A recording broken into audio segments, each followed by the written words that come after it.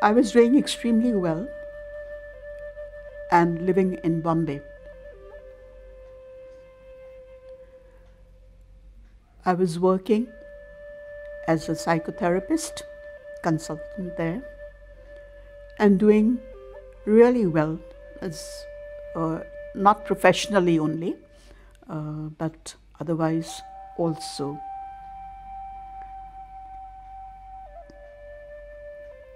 Four years ago, I was diagnosed with a very serious neurological problem, Myasthenia Gravis.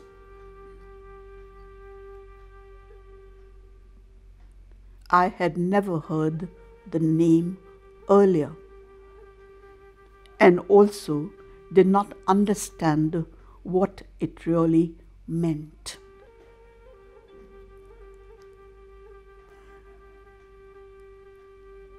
For the first year, I was on medication. Steroids is usually prescribed for this condition. It's only in 2017 when I came down to Delhi for a medical evaluation which my brother suggested, I realized how serious the condition was. I was immediately shifted to the ICU.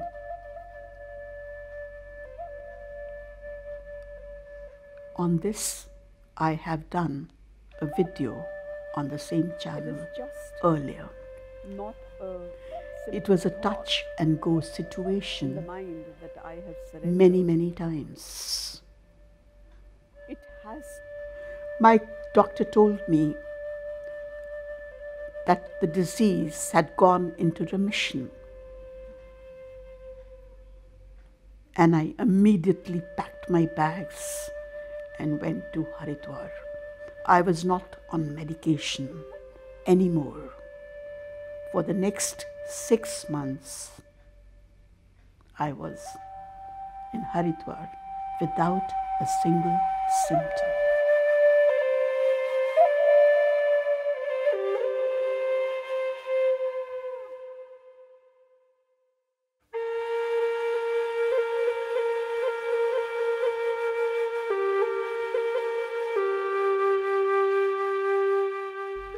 I spent 6 months in Swami Ramanand Ashram at Haridwar.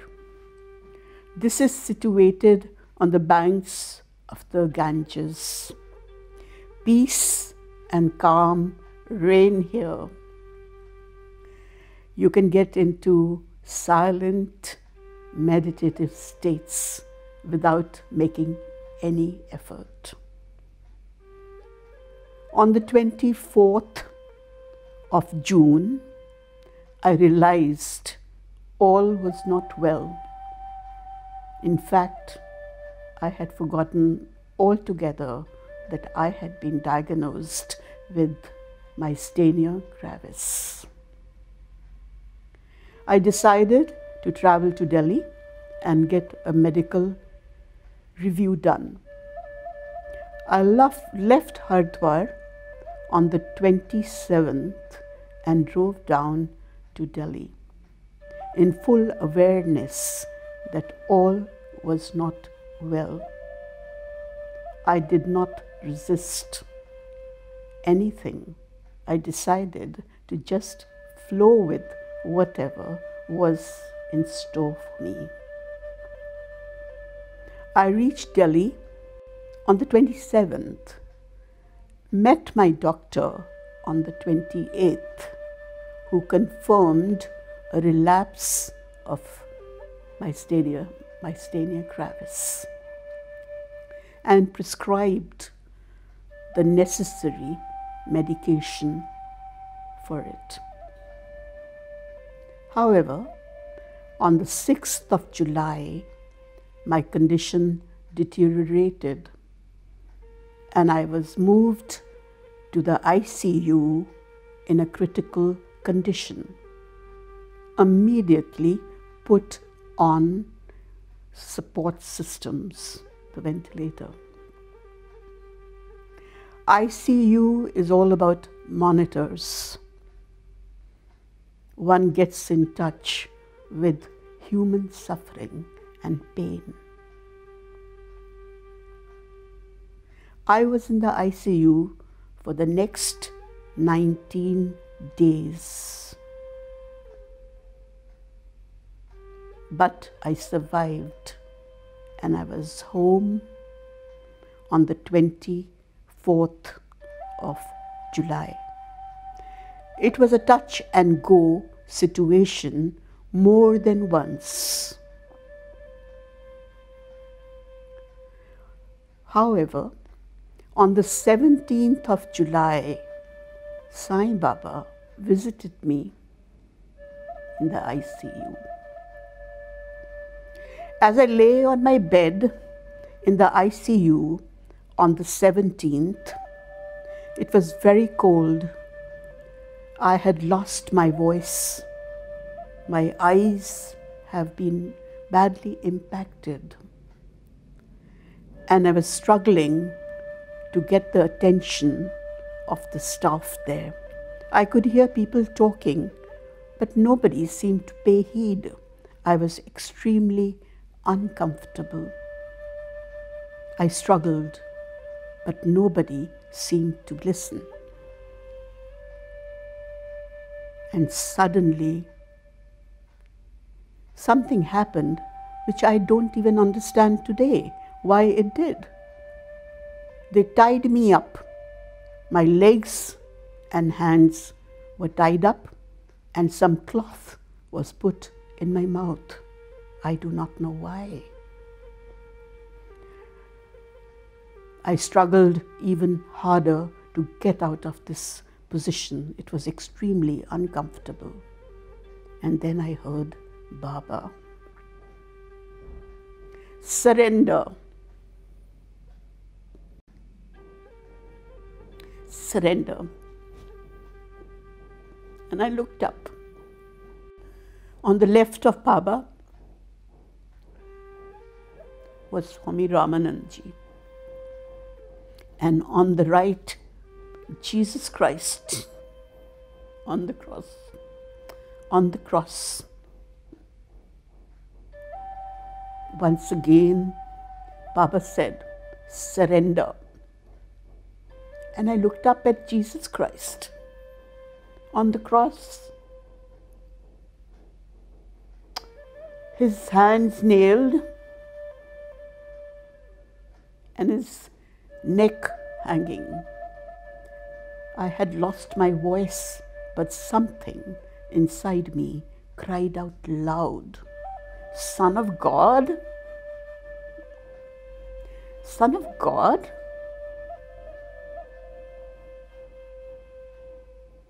And I felt the tears roll down my eyes.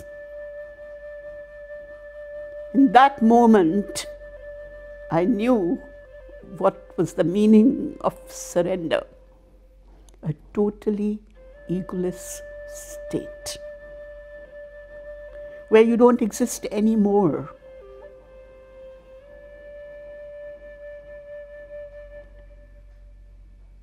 There is absolutely no you. For the first time, I knew what surrender meant.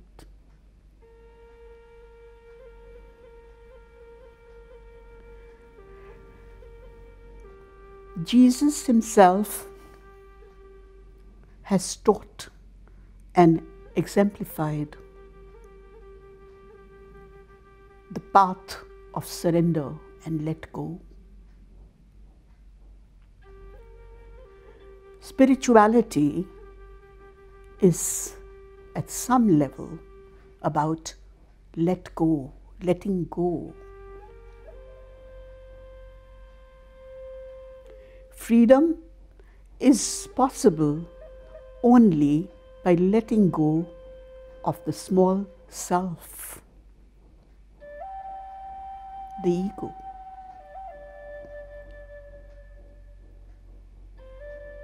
That is the path of truth, the path of transformation, the path of descent. It is to do with let go. In our society, more is considered better. The more you have, the better it is. That is not the truth. More will entangle you more. And once you understand what is the truth, to let go is easier. The need to control, the need to be powerful, the need to manipulate not others but even God, the need for self-esteem and love, and also the need of the ego is so great. One gets more and more entangled.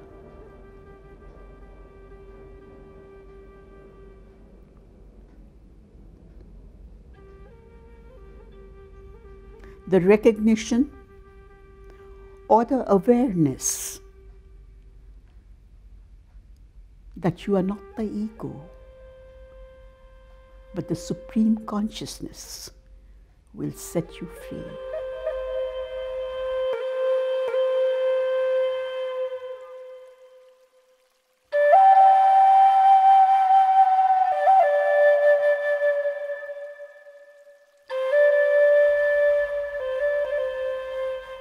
When you talk of surrender,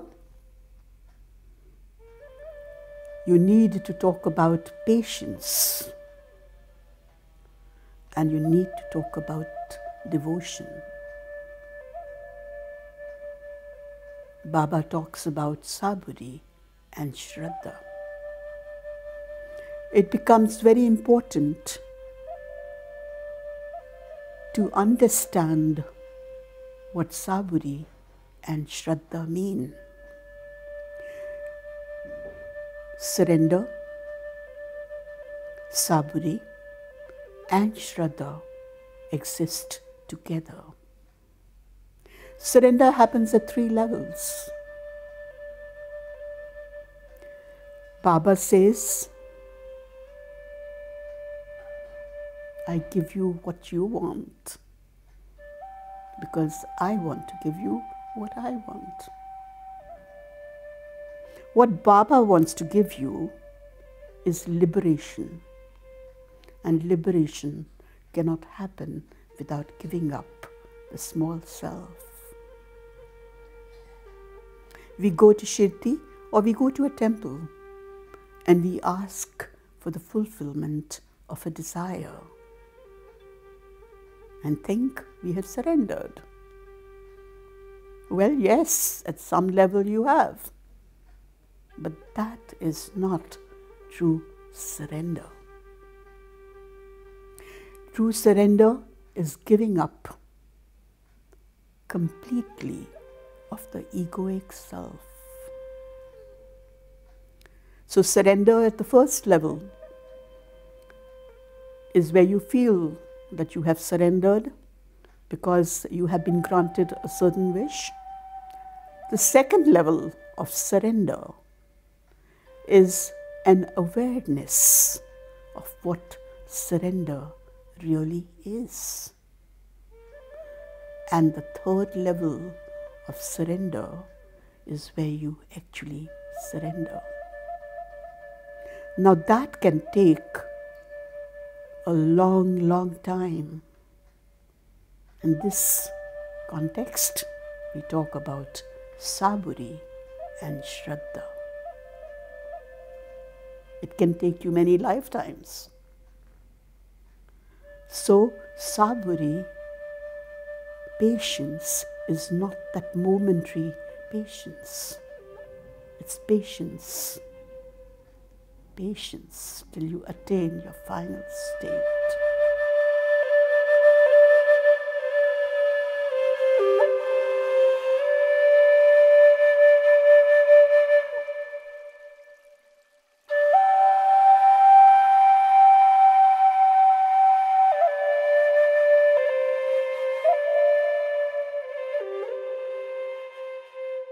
Well, I think this is a blessing of Baba. Nothing really bogs me down.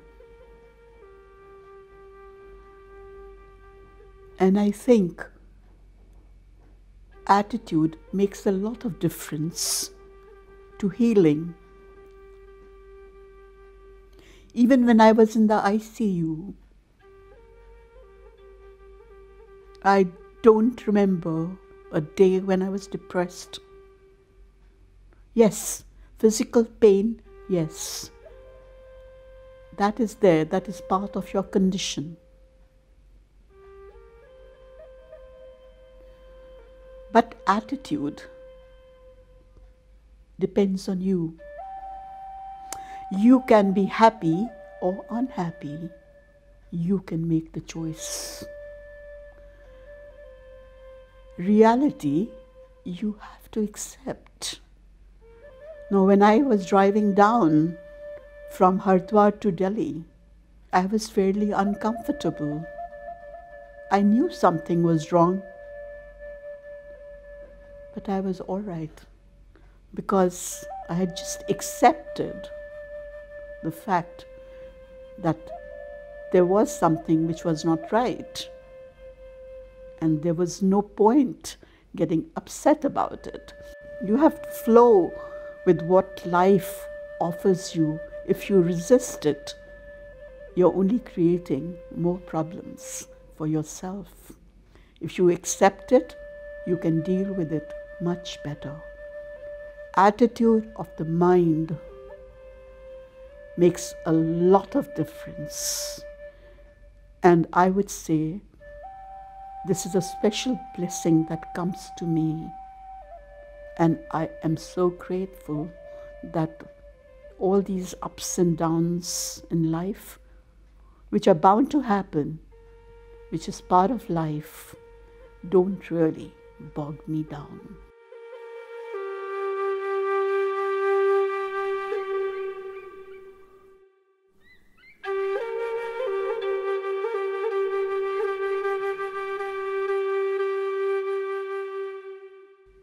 I'm eternally grateful to my doctor, Dr. Sahil Kohli. He was the first person who showed me the ray of hope. My family,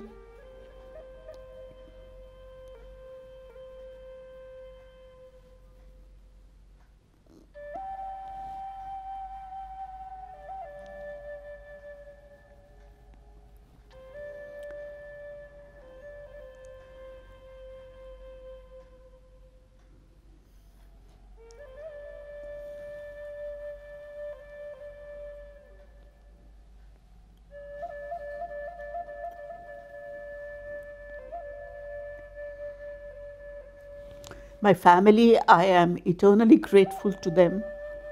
My brother, Sunil and Cheryl,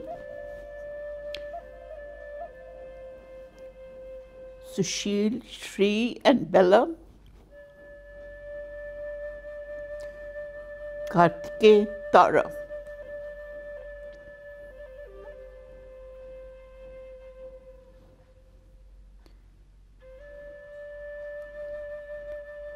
Without them, I would not be where I am today.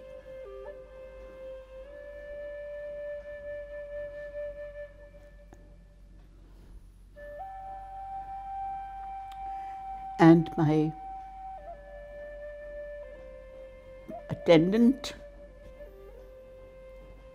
Preeti Verma, who took care of me in the first 3 months. I do not know how to thank my friends, my well-wishers, I believe, I'm told, whole villages were sitting and praying for me. And there were millions and millions of people all over. There is just no way to thank them, because there are certain things for which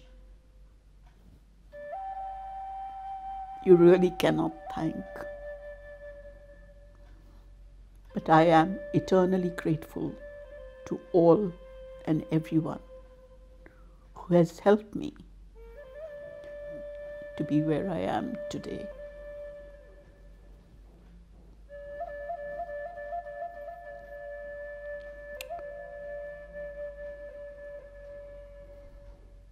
I got messages from all over the world concerned about me,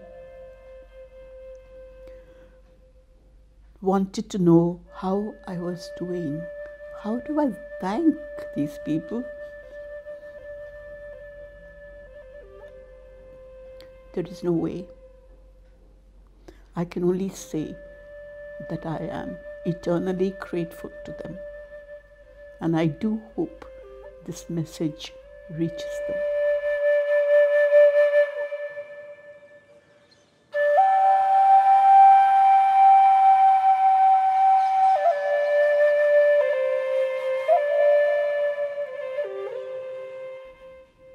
I understand the meaning of surrender after this last episode that I've had in the ICU.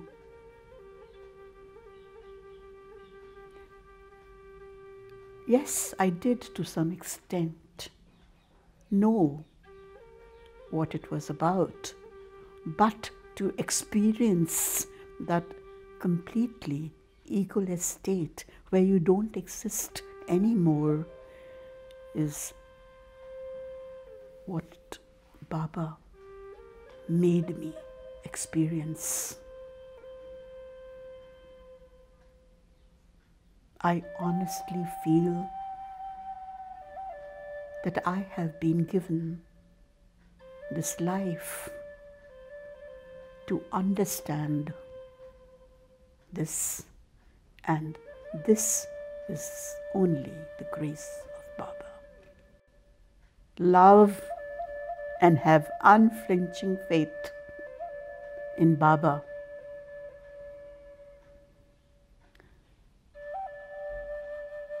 And you will get the strength to deal with your reality better.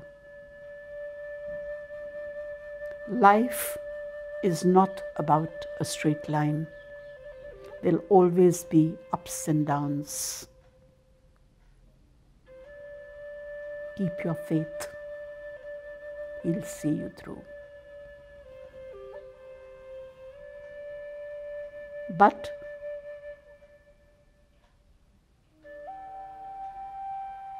like he himself said, Saburi and Shraddha are of utmost importance. Without Saburi and Shraddha, which you must understand in the correct context,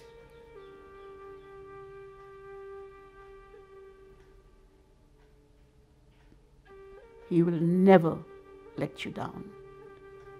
He holds your hand and will hold your hand to the very end.